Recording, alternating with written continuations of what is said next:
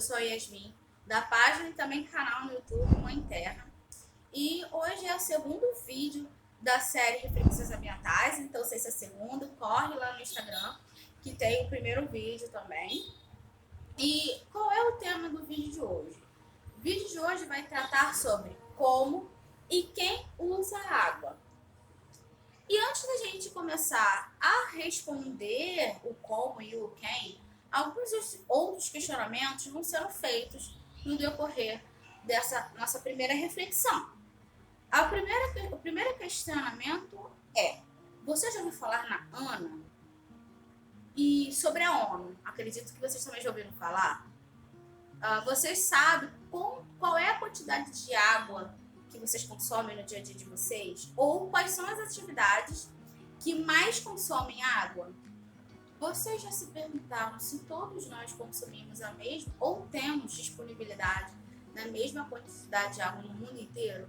E por fim, por que saber essas questões todas? Então, antes da gente começar a entender todas as outras perguntas que eu fiz, vamos esclarecer duas. A ONU, eu acho que a maioria já ouviu falar, Organização das Nações Unidas. A ONU é uma organização intergovernamental que tem como objetivo auxiliar na cooperação dos países. E aí, acrescento que ela é formada por inúmeros profissionais de várias áreas de pesquisa de diversas nacionalidades. A ONU é importante quando a gente fala sobre a conversa entre países, quando a gente fala da temática ambiental, como a gente teve no Rio +20, né? Aqui no Rio de Janeiro.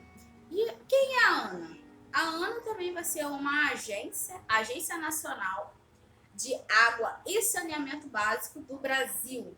Então, ela é um órgão do nosso país, que tem como objetivo não somente esse que eu vou citar, é claro que ela tem muito mais outras importância, né? Tem muitas outras funções, mas só para a gente entender mais ou menos quem é a ANA ela vai ser a agência que vai implementar uma gestão, ou seja, ela vai efetivar uma gestão de recursos hídricos, um gerenciamento dos nossos recursos hídricos. Recursos hídricos são rios, um pedaço do mar, vou dizer assim, porque tem um limite que cada nação é responsável, rios, distribuição das águas para consumo e etc. Então agora a gente já sabe mais ou menos quem é a ANA e quem é a ONU, para quem não conhecia, mas acredito que todo mundo já conhece. E agora a gente vai respondendo as outras questões. E agora eu acrescento para vocês, quando vocês quiserem qualquer tipo de informação, verifiquem nos sites oficiais, tanto da ANA quanto da ONU. A ONU, quando se tratar de todos os assuntos internacionais, e a ANA, quando a gente está falando dos nossos recursos hídricos, né? Ou seja, da nossa água nacional. E agora vamos para alguns dados informativos, já respondendo os nossos questionamentos anteriores. Não sei se vocês sabem, de acordo com a ANA, 48% da população consome água sem ter qualquer tipo de controle, ou seja, uma parcela da população brasileira está gastando água, mas não tem controle, da mesma forma que a gente tem um controle muito mais material, de luz, as pessoas não têm esse mesmo controle relacionado à água. Já que a gente já sabe que 48% da população brasileira não faz nenhum tipo de controle sobre o seu consumo, eu trago uma outra informação. 185 litros por dia de água é consumido pela população brasileira. Claro que isso vai ser diferenciado dependendo do território que a gente está falando. E também da nacionalidade, ou seja, cada país vai ter um consumo diferenciado. Por exemplo, quando a gente pega essa imagem que vai aparecer bem aqui na frente, a gente consegue observar que na Europa são consumidos 200 litros de água por dia, em detrimento na África subsaariana, que só são 50 litros consumidos por pessoa. E aí a gente já tem uma diferenciação muito grande. Quando na Europa temos pessoas que consomem 200 litros de água, aqui no Brasil 185 e na África subsaariana 50 litros de água, né? Claro que a gente tem uma diversidade de diferenças dentro do próprio território, mas isso a gente já começa a ter umas reflexões sobre a quantidade de água que está disponível para cada continente ou cada país. Agora que a gente já consegue observar e já responder para os questionamentos lá do começo, de tipo quantidade de água que cada local tem, a gente também vai fazer a resposta do outro questionamento. Se a gente sabe qual é a quantidade de água que cada atividade vai consumir. E aí eu trago uma outra informação e outro dado que vai estar aparecendo aqui na imagem. E aí eu chamo a atenção para vocês de 2 pontos. O consumo de água da cidade e o consumo de água da agroindústria ou agronegócio ou agricultura, da forma que vocês quiserem chamar. E aí, qual a gente vê? Por mais que a gente fale muito dentro da cidade do nosso consumo, mas também do consumo das indústrias, nós temos um setor que consome muito mais água, que é a agricultura, o agronegócio ou a agropecuária, da forma que vocês quiserem utilizar esses nomes. E aí, já nesse momento, a gente já consegue perceber que não é assim. Como a gente consegue, então, resolver essa questão?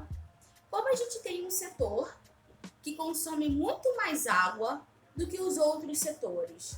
Lembrando, quando a gente está falando de agricultura, e eu vou deixar isso premissa para um outro vídeo para se aprofundar nesse assunto, mas quando a gente fala na área da agricultura, nós estamos falando de irrigação, de sementes que vão ser dadas para exportação ou então para alimentar a pecuária. Não necessariamente a gente pode chamar de água virtual, se a gente preferir, mas não necessariamente tem a ver com o nosso consumo em específico. Nosso consumo qual? População que vive nas grandes cidades ou população que vive nas cidades mais ruralizadas. Então, isso abre margem para a gente questionar o que essa água exatamente está, aonde que essa água exatamente está sendo tanto gasta, para que ela está sendo gasta dessa forma, como que ela está sendo gasta dessa forma. E a gente fica mais atento para entender esses discursos que sempre nos aparentam sobre a importância do agronegócio, a importância da nossa agricultura de grandes produções, porque a gente reflete muito nisso, mas ainda não chegou a entender o porquê que é tão importante a gente se prender a isso. Em contrapartida, nós temos territórios dentro do Brasil, como o Nordeste e como algumas partes do Sudeste, que não tem um consumo parecido com 185 litros de água por dia. O que está acontecendo? Para onde que está indo essa água toda que está sendo consumida? Porque está sendo consumida, mas aí para onde? E a gente começa a refletir que tem um setor que está sendo utilizado muito mais água. Para quê? Essa deveria ser a nossa pergunta central quando a gente olha para esses setores. De forma alguma, nós não temos o devido impacto utilizando do esgoto doméstico, isso também virá um outro vídeo mais para frente, mas também temos que refletir como as outras atividades que falamos que é tão importante está impactando a questão da água. E por fim, por que saber de tudo isso que eu trouxe hoje e que ainda falta muito mais informação, que vai render muitos outros vídeos sobre essas mesmas discussões do vídeo de hoje. Porque água, como eu falei no primeiro vídeo, é a fonte vital da nossa vida, não só a vida humana, como a vida de tudo que nos cerca. Porque é da água que surge tudo aquilo, né? A água é a fonte da vida.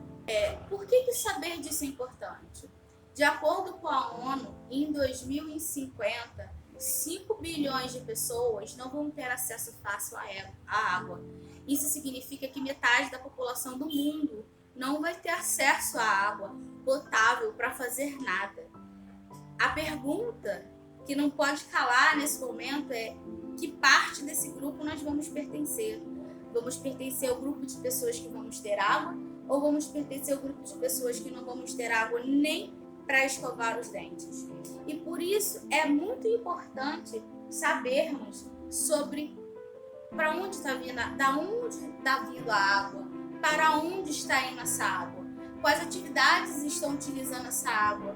E conforme eu vou sabendo disso, eu consigo traçar e entender melhor a importância que um recurso tão primordial para a existência, não só minha, não só sua, mas de todos os seres vivos que estão nesse mundo, precisam de água para viver. Então, saber sobre tudo isso e se aprofundar nesse assunto de água é entender que a água tem a ver drasticamente com o nosso futuro, com o nosso desenvolvimento como pessoas e sociedade. Quando a gente fala sobre pessoas e sociedade, falamos sobre ação coletiva, sobre o nosso pertencimento dentro dos locais.